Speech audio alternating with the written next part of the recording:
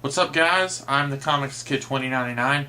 I haven't done a review in a couple of days because what I've been reading, I have read a few books since my last video, but mostly it's been like volume 4 or 5 of a really long-running series, and I think I've said this before in a past video. I don't really want to do a review of, say, volume 4 of Extreme X-Men by Chris Claremont if I haven't already done a review of the first 3 volumes. And so that's happened. I've read several different middle of the series volumes over the last few days this week, so that's why I haven't done as many videos this week as I would have liked to have done.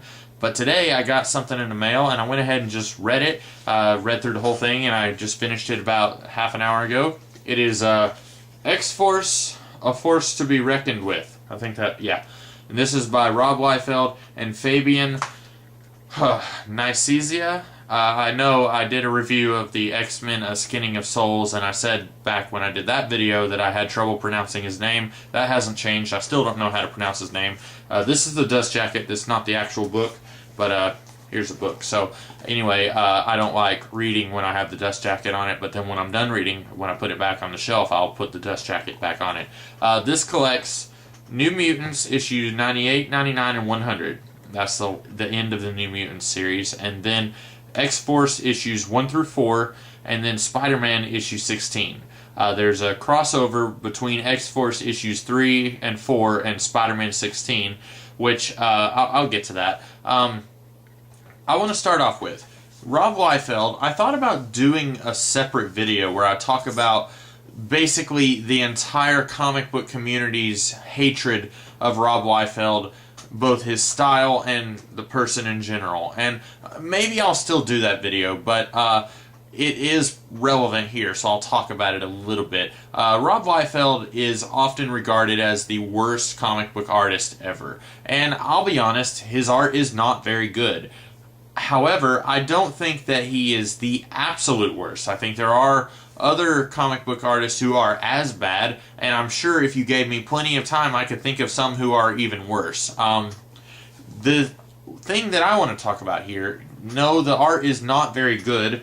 I mean, quite often there's, this is just kind of, the anatomy. It just doesn't really, it doesn't work. Like, characters they don't look like they have the right bone structure and just stuff like that. But, you can throw a rock and you'll hit someone in the internet talking about why Rob Liefeld's art doesn't work. So I'm not going to do the same thing. But I do want to talk about the story here. And I'm going to go ahead and say the story here is not very good. Having said that, I still pretty much enjoyed myself when I was reading this book. I think the best comparison to make between Rob Liefeld's storytelling capabilities, which, what was going on here, Fabian Nicieza was scripting the plots by Rob Liefeld. So Rob Liefeld would come up with a story idea, like Juggernaut and Black Tom Cassidy take over the World Trade Center, and then Fabian Nicieza would script the whole thing,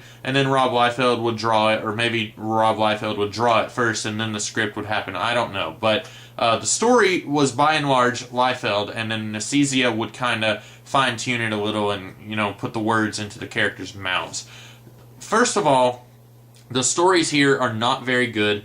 Second of all, the script is not very good, unfortunately. It's quickly looking like I'm just not a fan of Nicieza. I don't know if I want to go that far because I like some of the stuff that he's done. I like I think he did a Cable ongoing series in the 90s, which the last time I read it, I really enjoyed it. Or what I had read from that series. I didn't read all of it, honestly, but I had read some of it, and I kind of liked it the last time I read it. But this is kind of like one of those action movies where the action hero has some dumb one-liner, like, he runs over the bad guy with a helicopter and he says, "I ran out of bullets." Something like that.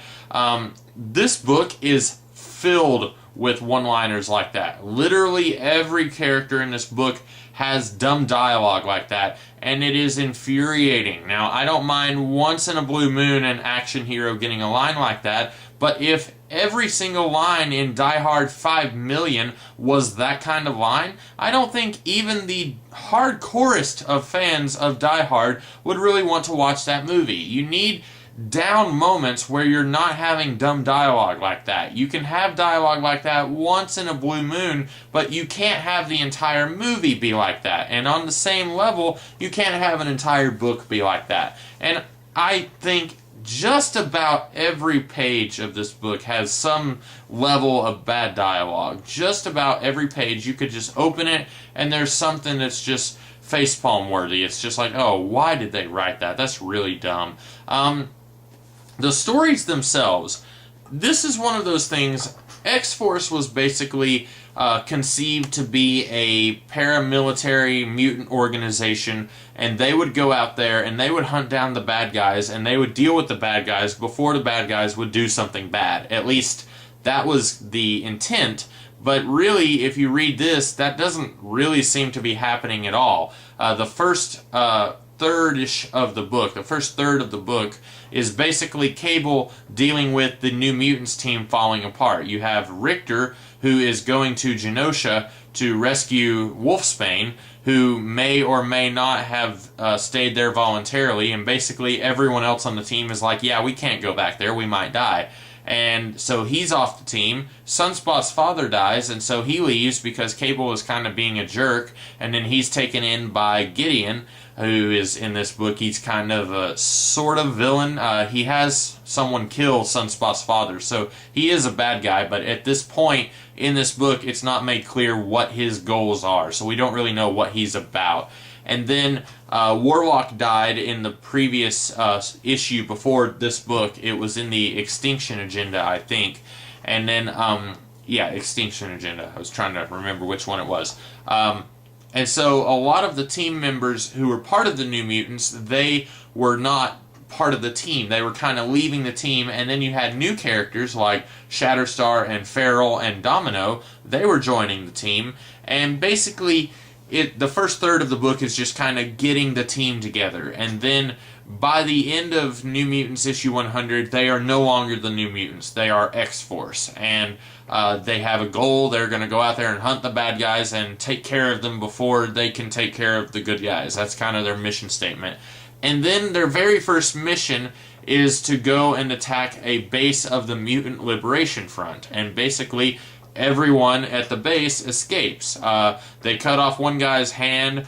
Feral breaks one of them, breaks his jaw. But really, they don't really do a whole lot. And then after that, we get, what was it? I think pretty soon after that, we get the World Trade Center story. There's an issue here that's basically just the team having a training session, and that's basically the whole issue. We find out that Feral is insane and almost kills Cannonball, and then they just ignore that and they go to the World Trade Center to go and fight Black Tom Cassidy and the Juggernaut. And again, this is not one of those things where they decide to go to Latveria and eliminate Doctor Doom before he can hold the world ransom again. They're going to fight a villain who has already started an evil plan in issue 1. And I feel like it's one of those things where it's an okay concept, but the problem is when you have the Marvel Universe, which is a place that is lush with lots of very interesting characters and concepts, and then you try to play out this scenario of superheroes who hunt down the villains before they do something bad, you're kind of shooting yourself in the foot, because either A, they are going to hunt down all these villains and kill them, and then you're left with less interesting villains to use in the Marvel Universe, or B, they're going to be really terrible at their job, which seems to be the case here. In this book, we have 2 of their missions, and none of them succeed. They walk away from both of these missions saying like, well, the bad guys got away, but we'll get them next time. And I'm reading this and I'm saying, no you won't. You're terrible at your job. If any other superhero was trying this, they would do a lot better, and most other superheroes are pretty much against the idea of killing. And these guys, they are a paramilitary force. And that's another thing I wanted to talk about. This book, I feel like, kind of has to tie one arm behind its back, so to speak, because on the one hand, the people behind this series, Rob Liefeld, Nacesia, and the editor, they wanted to kind of shake things up and make the New Mutants a little bit more edgy, if you will. And so they wanted to turn the New Mutants into a military organization called X-Force. The problem is they still want to kind of retain that they're good guys notion, if you will. So you've got these guys and they're attacking these bad guys at their headquarters, but then Cable says, no killing, let's keep no killing. You can't kill this guy, you can't kill that guy. But then he tries to kill Strife, and of course he fails. And it's really kind of contradictory. You've got these guys claiming to be trying to kill bad guys, but then they don't do any of that, because if they were, then I feel like Marvel, they were kind of at this point where they weren't really sure if they wanted superheroes to be killing bad guys. And of course you have the Punisher, but I'm pretty sure there was one point in Marvel Comics where he wasn't even killing bad guys. He was just taking them in and using rubber bullets and stuff. I don't know. Maybe I don't know nearly enough about the Punisher to actually say anything as if I'm an expert.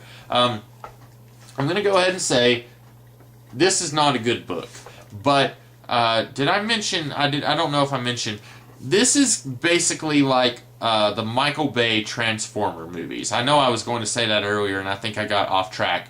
This is the same level of dumb fun as the Michael Bay Transformer movies, which I watched the first Michael Bay Transformer movie and I hated it. I just didn't enjoy it. I didn't really have fun watching it, but I know a lot of people who they go on and on about those movies being awful, and yet there's 4 films. There's a 4th film coming out this year. So clearly those movies are appealing to the tastes of the audiences. And I feel like this series was kind of that for the early 1990s.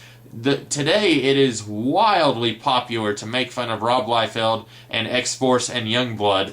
People think, oh man, that series was so awful. Sure, maybe, but there was a lot of people buying that series. There was a lot of people buying X-Force, and there was a lot of people buying Youngblood. So it may have been bad, but it was doing something right to get that huge audience, to get that many people interested in it. And I think the reason why is that it was fun. It wasn't good. The art wasn't good. The dialogue wasn't good. The stories often weren't very good. Although some of the ideas that we get in this book, they're interesting ideas, but they're never fully explored, and they're never explored in a good way. And that's probably the best part of the book, is that some of the ideas are interesting. So almost nothing about this book is good, but it's still very enjoyable. And I think the reason that I'm willing to give this a pass and say maybe you might be interested in reading it is that it's very clear that Rob Liefeld is having a blast on this series. And that doesn't necessarily excuse a bad comic book. I'm not saying that it does. But I think sometimes a lot of people, they might produce really solid work, but as a human being, they're just terrible human beings, and I want to punch them in the face. There's a couple of comic book writers out there who, if I met them in real life, I would be very tempted to punch them in the face. Like, that's how unlikable they are. And sure, I've heard Rob Liefeld is a jerk, but at the same time, when I read this, I get the feeling that he was really enjoying what he was doing here. And that makes me enjoy it, even if a lot of it isn't, objectively speaking, very good. And that's about all I have to say here. I've pretty much said all I can say here. There's more I could say, like the Spider-Man crossover is really annoying because the issues, I'm just going to go ahead and show you. The Spider-Man crossover, 2 of the issues are sideways. Now, that's an interesting novelty, and in fact, I wrote a short story comic book with a friend of mine who's an artist. It's not available yet, but the story that we wrote, it was done that way. It was done sideways. And I think it's a very interesting experiment, but when you're reading it in a hardcover book like this, it's very annoying trying to read a comic that was originally intended to be a floppy single issue, and now it's reprinted in a hardcover, and sometimes it's very hard to read what's going on near the spine here, like what's going on right there. And it's also just really awkward holding this book like this. When I'm reading and I'm having to do this, and then I'm having to grab the next page, it's a little awkward, I'm just going to say. It's much easier holding a book like you normally hold a book. Also, you know what? I said this video was ending, but I have something else that's kind of interesting that I wanted to show you guys. If I can find it really quickly. Here we go. This was printed in New Mutants Annual issue 6. And that is a big team shot of X-Force. Now, seemingly there's nothing really amiss here, you know. It's Rob Liefeld's designs of some of these characters. Now, I will go ahead and say characters like Wolfsbane, Magma, Richter, Warlock, those guys don't really factor into this run. I know that like Richter does come back later on in a series. I'm not sure if it's while Liefeld is still involved, but he does come back a little while later. And Sunspot, he's not really part of the team in this book, but I think he joins the team later on. But for the most part, this is the X-Force team as we know it. There's a few of them that aren't in this shot that will be part of the team for a while. But then you've got... let me see if I can get that there. Magik. Illyana Rasputin. I'm just going to go ahead and give you a slight spoiler.